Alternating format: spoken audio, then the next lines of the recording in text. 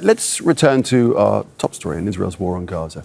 And we can speak now to Sami al-Arian, who's director of the Center for Islam and Global Affairs at Istanbul Zaim University. He joins us from Istanbul. Sami, actually, what I want to talk about is to get back onto the potential for a ceasefire, because we're hearing that the Israeli Prime Minister Benjamin Netanyahu has agreed to send a delegation to Qatar to resume the ceasefire talks. In many ways, you could just say, here we go again. What chances of success this time round?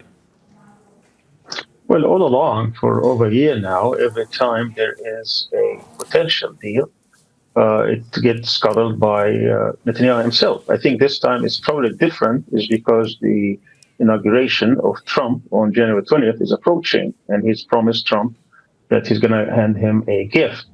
What Netanyahu is doing, he's been stalling because he's trying to get a deal. He's trying to get something out of this potential captive deal. What he wants actually is for Trump to agree to some kind of annexation of parts of the West Bank, perhaps as much as 40 to 60% of Area C.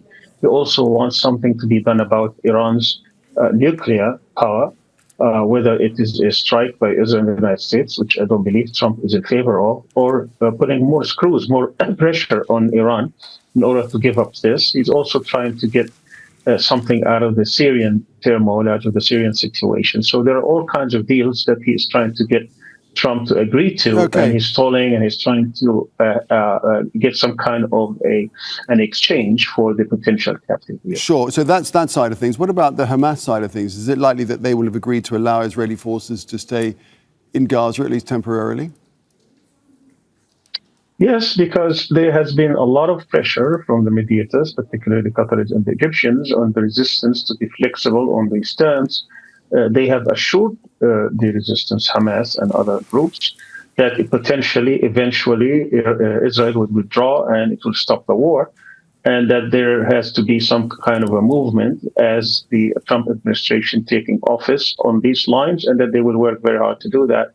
And it seems that the resistance, the Hamas group and others, have been forthcoming on this. They have agreed to give this a chance this time around, provided that they will not hand over the soldiers out of the equation of the captives, keep them as a bargaining chip. There was huge expectation earlier, well, a good deal of expectation, I should say, earlier in December. Why should we think it would happen this time around when it didn't then? Is it just the proximity of the inauguration in the United States? Exactly. That's the only thing. That's the only new thing. But let's keep in mind that the U.S. has been complicit in all Israel's war crimes.